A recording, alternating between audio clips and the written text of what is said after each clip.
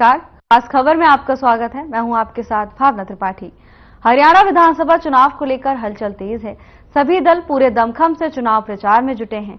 BJP की ओर से CM Saini ने प्रचार की कमान संभाल रखी है। सीएम सैनी एक के बाद एक ताबड़तोड़ रैलियां कर रहे हैं, तो वहीं कांग्रेस के भी दिग्गज जनता के बीच जाकर चुनावी प्रचार प्रसार कर रहे हैं। हरियाणा विधानसभा चुनावों के लिए उत्तर प्रदेश के मुख्यमंत्री योगी आदित्यनाथ ने असंध की जनसभा में कांग्रेस के साथ बीएसपी को भी निशाने पर लेते हुए जोरदार जुबानी हमले बोले। सीएम योगी ने कहा कि कांग्रेस का ढांचा वैसे ही जर्जर हो चुका है जैसे अयोध्या में बाबरी ढांचा। सीएम योगी ने बसपा के लिए कहा कि पिछले 10 सालों में हरियाणा में परिवर्तन आया है। हरियाणा को कांग्रेस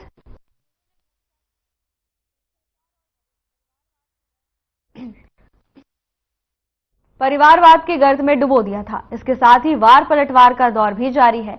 जहां एक तरफ सभी दल रणनीति मजबूत करने में जुटे हैं, तो वहीं दूसरी तरफ सियासी दलों को एक के बाद एक बड़े झटके लग रहे हैं। तो वहीं हरियाणा के मुख्यमंत्री नायब सिंह सैनी ने कांग्रेस पर हमला बोलते हुए कहा कि कांग्रेस का मूल चरित्र हमेशा दलित विरोधी ही रहा है। अगर इनका इतिहास देखेंगे तो पाएंगे कि ये दलित विरोधी हैं। कांग्रेस ने हमेशा अपने दलित नेताओं को अपमानित किया है, चाहे वो बाबा साहब हो, बाबू जगजीवन राम हो, सीताराम केशरी हो या फिर कुमारी सैलजा हो। हालांकि नेता प्रतिपक्ष भूपेंद्र सिंह हुड्डा ने कहा कि कुमारी सैलजा एक वरिष्ठ नेता है और उनसे कोई नाराजगी नहीं है। साथ ही इस दौरान हुड्डा ने सीएम पर निशाना साधते हुए कहा कि सैनी झूठ की दुकान है, वो सुबह होते ही झूठ बोलना शुरू कर देते हैं। तो कुल मिलाकर विधानसभा चुनाव के मद्देनजर कोई भी दल कोई कोर कसर नहीं छोड़ना चाहता। हालांकि अब परिणाम वाले दिन ही पता चलेगा कि जनता का भरोसा किसके साथ है।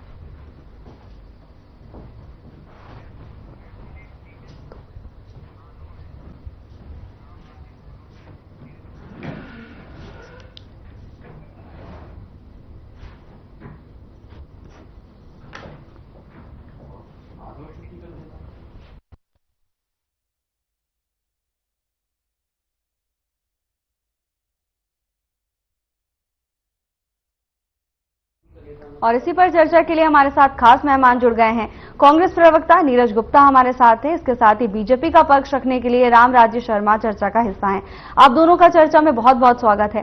नीरज जी, चर्चा की शुरुआत आपसे ही करना चाहेंगे। देखिए, सीएम योगी आदित्यनाथ ने असंध में जनसभा के दौरान जोरदार हमला बोला। उन्होंने कहा कि अयोध्या में जैसे बाबरी मस्जिद का ढांचा जर्जर हो चुका है, वैसे ही कांग्रेस का हरियाणा में जर्जर हो चुका है।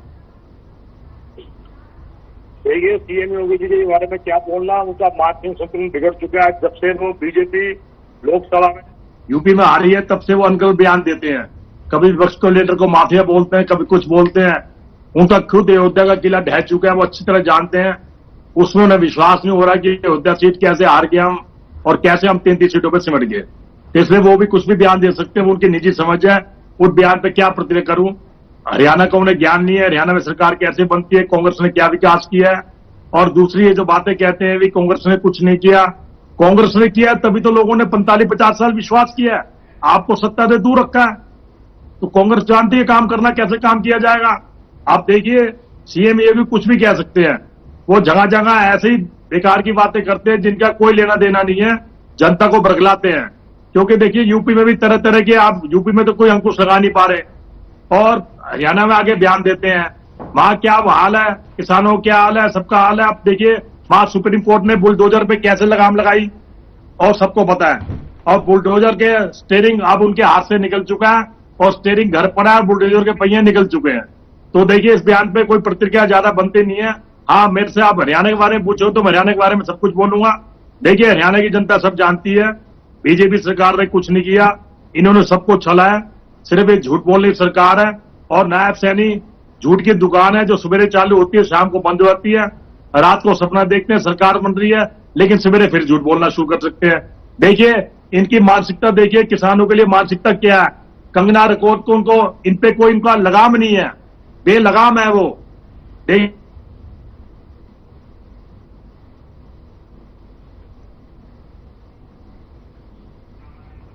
ठीक है, रामराज्य शर्मा जी, नीरज गुप्ता को आपने सुना, तमाम तरह के आरोप लगाए, क्या जवाब देंगे? देखो, जैसे हमारे माननीय मुख्यमंत्री जी ने बताया और कांग्रेस हमेशा ही जब से हमारा देश आजाद हुआ है ये दलित विरोधी रही है कांग्रेस। जैसे हमारे संविधान के निर्माता हैं जिनका हरियाणा का पूरे देश की जनता उनको बहुत पसंद करती है, गरीबों के मसीहा, दलितों के मसीहा डॉक्टर B.R. अम्बेडकर जी, जिस तरह से उनका उन्होंने अपमान किया, उनको अपनी पार्टी से निकाला, मजबूर हो गए, उन्होंने दूसरी पार्टी बनानी पड़ी। उसके बाद में जो बाबू जगजीवन राम जी जो कितने बड़े नेता रहे हैं दलित समाज के, उस तरह से उनको बेइज्जत करके इन्होंने पार्टी से बाहर निकाला। उनके बाद आ जाओ सीताराम केसरी जी जो उनकी पार्टी के राष्ट्रीय अध्यक्ष भी रहे हैं, इस तरह से उनको भी इन्होंने बेइज्जत किया। उनके बाद आ जाओ डॉक्टर अशोक तंवर जी, इस तरह से उनकी गर्दन तोड़ी, उनका सिर फोड़ा था इन्होंने, वो भी बेचारे दूसरी पार्टी में जाकर अपना पीछा छुड़ाना पड़ा। अब जो इनकी 4-5 बार सांसद रह चुकी है, केंद्र में मंत्री रह चुके हैं, उनके पिताजी भी केंद्र में मंत्री रह चुके हैं, और किस तरह से आदरणीय बहन जी का इन्होंने अपमान किया। दलित समाज का अपमान नहीं सहेगा हिंदुस्तान, नारी शक्ति का अपमान नहीं सहेगा हिंदुस्तान, जिस तरह से नारी शक्ति का इन्होंने अपमान किया। और अब पता नहीं कैसे कह रहे हैं वह बहन जी आएंगी, बहन जी स्टेज पाएंगी। अरे इलेक्शन तो जालिया 8 तारीख के बाद आएंगी क्या बहन जी? इस तरह से इनका जो झूठ की दुकान थी, इनकी काट की हांडी थी, ठगी टोरी थी इनकी, वो चलनी थी, चल चुकी है। हमारे प्रदेश की जनता जाग चुकी है। काट की हांडी इनकी एक बार चढ़ चुकी है। ये झूठ की फैक्ट्री इन्होंने लगा रखी है। अगर कोई इंटरनेशनल अवार्ड झूठ बोलने में कोई घोषित कराया जाए तो कांग्रेस पार्टी वो अवार्ड दूसरी जगह नहीं जाने देगी। जिस तरह इन्होंने झूठ बोला, भाई संविधान बदला जा रहा है, आरक्षण खत्म किया जा रहा है, बहनों के खाते में 1 लाख रुपए आएंगे, 8,500 रुपए महीना आएंगे, खटाखट फटाफट। वो खटाखट फटाफट वाले भागे फिर रहे हैं। वो झूठी इन्होंने जो झूठे गारंटी कार्ड बांटे थे वो बहनें उनको ले लेकर पीछे भाग रही हैं। तो ये जिस तरह से इनका था झूठ का काट की हंडी इनकी चढ़नी चढ़ चुकी है। जनता अपना आपको ठगा महसूस करी है। जनता में बहुत भारी रिएक्शन है और जनता ने मन बना लिया केंद्र की भांति हरियाणा में भी हमारी सरकार बनेगी। और युवाओं के हृदय सम्राट जो बहुत ही मतलब जन जन के चेते हैं, लाडले हैं, छत्ती बरादरी के मसीहा आदरणीय नायब सैनी जी दूसरी बार मुख्यमंत्री बनेंगे। तीसरी बार हमारी सरकार बनने जा रही है। हमने 58 साल हो गए हरियाणा बने लगभग, हमने ओबीसी समाज से सीएम बनाया और अगला मुख्यमंत्री भी हमारे नायब सैनी होंगे। और कांग्रेस ने ना तो बनाया आज तक एससी-बीसी समाज से और ना ही इन्होंने डिक्लेयर किया। शैलजा बहन जी का इनका यही झगड़ा था। शैलजा बहन जी इसलिए अपना घर में बैठी है, नाराज हो गए, क्योंकि इन्होंने वो कह रही थी मेरे को सीएम तेरा डिक्लेयर करो, इन्होंने किया नहीं। वो बोली यार मेरे अंदर कमी क्या है, मैं सीनियर मोस्ट नेता हूं, महिला हूं, ऐसी समाज से संबंध रखती हूं। तो जिस तरह से इन्होंने उसके साथ किया, आज सारा दलित समाज जो थोड़ा बहुत कांग्रेस में था वो छोड़ के बीजेपी का साथ दे रहे हैं। मैं जुलाने हल्के की बात बता रहा हूं, जो ये बहुत भारी भरकम नेता को लेकर आए थे, हमारी बेटी को जो अंतर्राष्ट्रीय खिलाड़ी थी, आज वो तीसरे नंबर पर चल रही है। और जो हमारे कैप्टन योगेश वैरागी जी हैं, जो युवा शक्ति के प्रतीक हैं, छत्ती बरादरी का आशीर्वाद उनके सिर पे है और कैप्टन योगेश वैरागी जी भारी मतों से जीत रहे हैं। और आदरणीय हमारी बेटी है वो तीसरे नंबर पर आज के टाइम में। जिस तरह से इनके 2 एमएलए का वीडियो वायरल हो रहा है, 2 एमएलए, एक तो ये कह रहा है जनता बाढ़ में जाओ भाई, पहले अपना घर भरेंगे, जनता बाढ़ में जाओ पहले अपना घर भरेंगे। और जिस तरह से इनका दूसरा एमएलए कह रहा है भैया मेरिट से तो मेरे को पता नहीं है, 2000 वो नौकरियां बांटा आएंगी और पहले 50 वोट पाओ और 1 नौकरी लो, 50 वोटों पर 1 नौकरी देंगे। और जो झोला भरेगा तो झोला भरेगा उसको फालतू देते हैं, झोला भरना नहीं जो रुपया का झोला भरेगा। और उसमें ये भी कहा इनके अपना क्या नाम है एमएलए असम में जो फिलहाल विधायक है गोकी जी शमशेर जी, उन्होंने ये भी कहा कि एक ने पत्रकार ने पूछा उनसे कि भाई आपके टाइम में घोटाले हुए हैं, भ्रष्टाचार हुए हैं, तो उसने कहा अगर बगैर भ्रष्टाचार के बगैर घोटाले के सरकार चलती है क्या? उनका वीडियो वायरल हो रहा है। तो जिस तरह से वो कर रहे हैं, इनके 2 एमएलए, इनका चाल चलन चरित्र जनता के सामने आ गया है। और जिस तरह से इन्होंने पहले नौकरियां बांटी और नीरज शर्मा जी की स्टेटमेंट से जाहिर भी हो गया है। पहले वैसे भी मैं बताना चाह रहा हूं कि इनका जो पहले का चरित्र रहा है, एक मुख्यमंत्री के क्षेत्र के बच्चे नौकरी लगते थे, भाई भतीजावाद, परिवारवाद, क्षेत्रवाद, जातिवाद। अरे निवासी हलकों के बच्चों ने क्या कसूर कर दिया भाई? वो बालक पढ़ते नहीं क्या निवासी हलकों के? ठीक है, रामराजी शर्मा जी जवाब ले लेते हैं। ठीक है नीरज जी, रामराजी शर्मा जी ने तो आपको अवार्ड के लिए नॉमिनेट कर दिया है, तमाम तरह के आरोप भी लगा दिए गए हैं, क्या जवाब देंगे? भाषा अवार्ड नॉमिनेट कर दिया बेचारे, मैं झूठ बोलने थे उनको खुद अवार्ड मिल जाएगा, रखे ना आमने सामने, कोई इंटरनेशनल अवार्ड की घोषणा करें, ये आमने सामने रहे, देश देखेगी, देश की जनता देखेगी किसको झूठ का अवार्ड देना। ये कौन होते हैं फैसला करने वाले? इनको बड़ी चिंता हो रही है हमारी शैलजा बहन जी की। अपनी भैया नीलविज की चिंता क्यों नहीं करते? वो भी तो सीनियर मोस्ट है, उनको क्यों नहीं बनाते सीएम? उनकी पीढ़ियां नहीं दिखाई जाती? बेचारों ने अम्बाला में जब भी प्रचार करने जाते हैं किसान घेर लेते हैं और किसानों से बोलते हैं भाई मेरा क्या कसूर है, मैं तो सरकार में गृह मंत्री था, मुझे तो कानून व्यवस्था का ध्यान रखना था। उनकी पीड़ा नहीं दिखाई देती। अरे आप अपनी पीड़ा देखिए ना, हमारी पार्टी की चिंता क्यों करते हैं? शैलजा बहन जी साथ क्या हुआ क्या नहीं, हमारी पार्टी का इंटरनल मैटर है। आपको क्या पीड़ा हो रही है? आपको ज्यादा दर्द हो रहा है क्या? बाम लाके दूं क्या आपको ज्यादा दर्द हो रहा है? तो वो देखिए शैलजा बहन जी हमारी कांग्रेस साथ है, इनके सब सपने पूरे सपने टूट हो चुके हैं। इन्होंने हरकल बयान देके मनोहर जी ने उनको ऑफर दिया था, शायद मनोहर जी खुद कांग्रेस में आना चाहते थे, जब वो उनको मुख्यमंत्री पद से उठाया तो उनकी पीड़ा सामने आएगी। तो देखिए वो कल से प्रचार कर रही हैं और ये देखिए इनका मानसिक संतुलन कितना बिगड़ गया है। कह रहे जी अभी तो इलेक्शन खत्म भी हो गया, आज 25 तारीख ही है, ये कैसे प्रवक्ता है? इलेक्शन हमेशा लास्ट के 4-5 दिन में बनता है, ये कह रहे हैं इलेक्शन ही खत्म हो गया। अभी शैलजा बहन के बोल रहे हैं कि अब आगे क्या करेंगी, अब तो इलेक्शन ही खत्म हो गया। कैसे कैसे बयान देते हैं, इनका मानसिक संतुलन खो चुका है। इनको खुद भी बोला कैमरे में क्या बोला, भाई मेरा भी 25 तारीख हुई है, पूरे 8 दिन बाकी हैं। और आपकी नॉलेज के लिए बता दूं, इलेक्शन लास्ट के 5-7 दिन में निकलता है और तभी पिक्चर क्लियर होती है। जो आप राजनीतिक विश्लेषण कर रहे हैं, हम तीसरे नंबर पे हैं, यहाँ चौथे नंबर है, वक्त बता देगा आप कौन से नंबर पे। ये नंबर ऑफ गेम और मुहावरे देने में आप ही माहिर हो। 70 पार 400 पार, आज तक उन सबकी हवा निकल गई। इसलिए सरकार सपने लेना छोड़ दीजिए, आपने जनता साथ किया गया सबको पता है। और रही मानसिकता अपनी, देखो किसानों के प्रति आपकी मानसिकता क्या है। जो आपकी जो एमपी है वो क्या बोलती है, गारंटी कानून जाए तो उनको वापसी लेना चाहिए। बताओ शर्म नहीं आती आपको ऐसे बयान देने होते हुए? जो अत्याचारी बलात्कार करते उन पर लगाम लाने के बजाय वो बेलगाम होती जा रही है। अभी कुछ दिन पहले उनको चेताया था आपकी पार्टी ने कि ऐसे बयान से, अब फिर आपने एक छोटी सी बात निकाल दी गौरव भाटिया जी ने, वो उनका निजी बयान है, हमारा लेना है क्या? आप किसानों की बेइज्जती करते हो, ऑन रिकॉर्ड अपने कैमरे से बेइज्जती करवाते हो, अपनी एमपी से बेइज्जती कराते हैं, फिर किसानों के हमदर्द बनते हो। शर्म नहीं आती आपको? झूठ बोलते हैं, क्यों नहीं पार्टी से निकालते?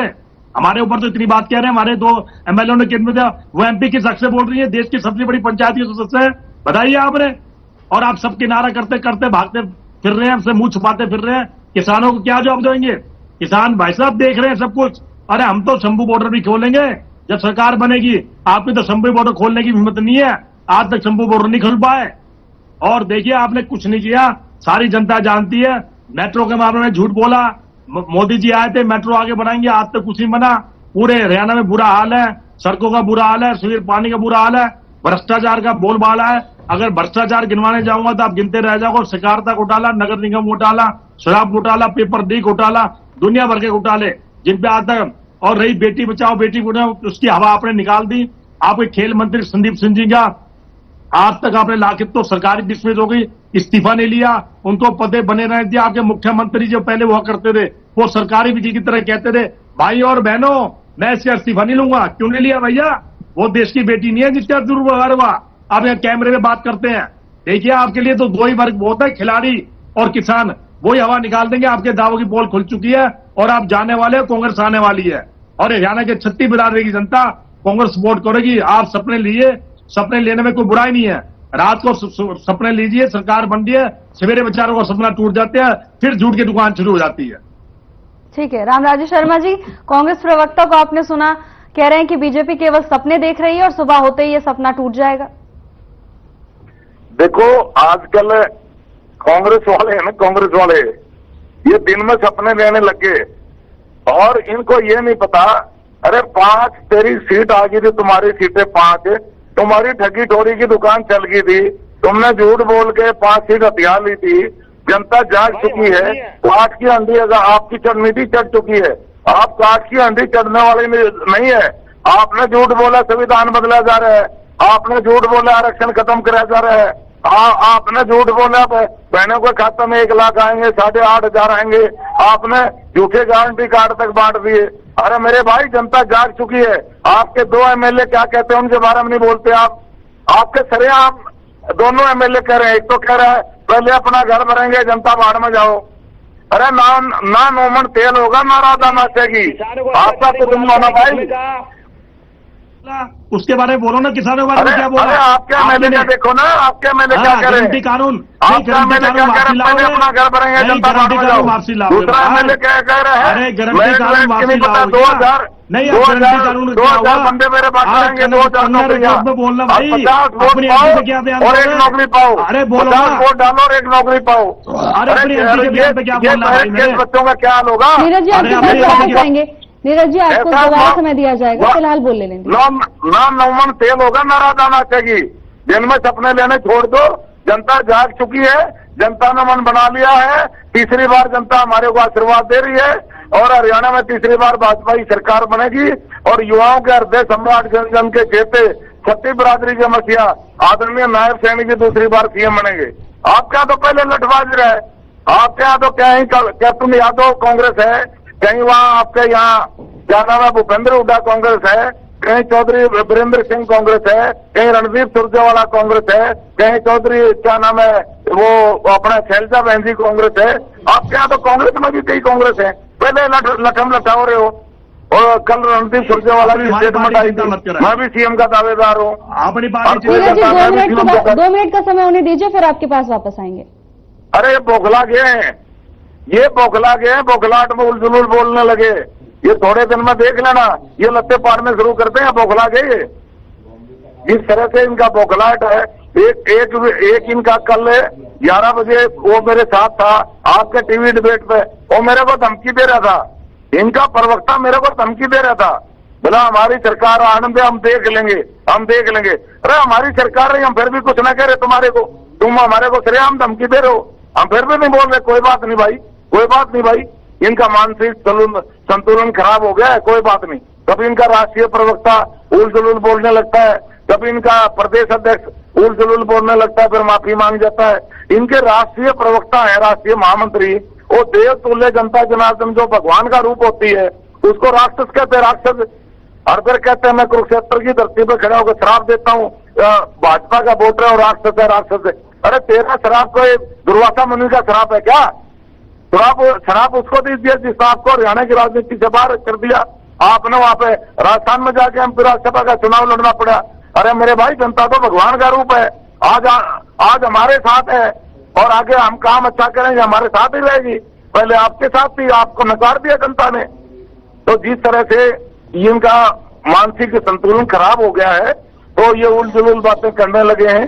कभी ये धमकी देते हैं, कभी कुछ बोल देते हैं, कभी कुछ बोल देते हैं। तो ठीक है रामराज जी, जवाब ले लेते हैं। नीरज जी, अब आप अपनी बात रखिए। ये सुनिए, इस व्यक्ति का मानसिक संतुलन इतना खो चुका है कि जनता के वोट को ठगी चोरी बोलता है। अगर जनता के वोट को ठगी चोरी बोलते हैं तो आपको तो मैं डकैती बोलूंगा, जो आपने मतदान अपराध किए हैं। आपको शर्म नहीं आती? जनता वोट देते उसको ठगी चोरी बोलते हैं। कैसी जनता में लोकतंत्र में विश्वास नहीं है क्या आपको?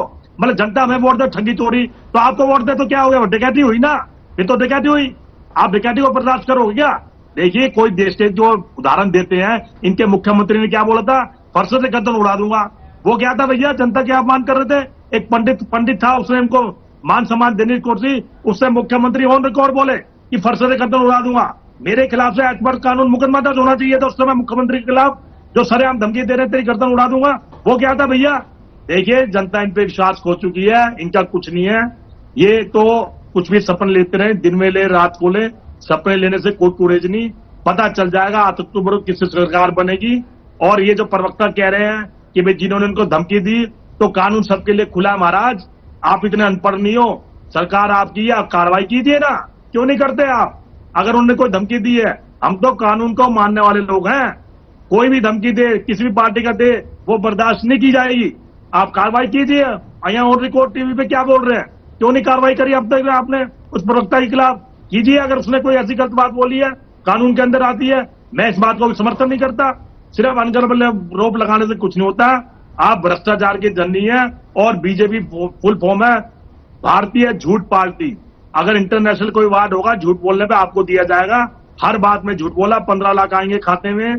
कानून व्यवस्था का बुरा हाल है, गोलियां चल रही है खटाखट, अपराधी भाग रहे हैं फटाफट। अभी 8 अक्टूबर को पता चल जाएगा किसकी सरकार बनेगी। मैं ये फैसला जनता पे छोड़ता हूं। जनता देवतुल्य है और जनता ही सरकार बनाती है, जनता गिराती है। हमारी कोई औकात नहीं है जनता के सामने। जनता ही राजा से रंग, रंग से राजा बनाती है। ठीक है नीरज जी, देखिए कुमारी सैलजा का जो कुछ भी है वो भले ही कांग्रेस का इंटरनल मैटर हो, लेकिन कहीं सैलजा भी वही फैसला ना ले जो किरण चौधरी ने लिया था। सैलजा क्या आपने कल सैलजा मैंने की डिबेट नहीं सुनी आज तक पे? वो कल से मैदान में उतरनी है, कल से प्रचार करनी है। पहला प्रचार नरवाने शुरू होगा, सारी बातें सुलझा ले लेगी है। थोड़ा बहुत मतभेद था, खड़गे जी से मिलकर बात हो गई है और वो उनके खून में कांग्रेस है। मरते दम तक कांग्रेस रहेगी। कहीं का इनके सपने पूरे हो चुके हैं। इनको बगैर बरगला के उनको पार्टी में लाएंगे और सीनियर नेता है वो अपना अच्छा बुलर जानती हैं और निश्चित तौर पर कांग्रेस सरकार बनी। कल से आप देखना पूरी कांग्रेस एक है, वो प्रचार में उतर रही है। ठीक है रामराजी शर्मा जी, नीरज जी तो कह रहे हैं कि सारे मतभेद अब सही हो गए हैं, सब आपस में मिलजुल कर ही चुनाव प्रचार में उतरेंगे। देखो, इन्होंने ये तो स्वीकार किया ना मतभेद थे। ऐसा है, हरियाणा में हम जहां भी वोट मांगने जाते हैं एससी समाज में, सारे यही कहते हैं महिला शक्ति का अपमान नहीं सहेगा हिंदुस्तान, दलित बेटी का अपमान नहीं सहेगा हिंदुस्तान।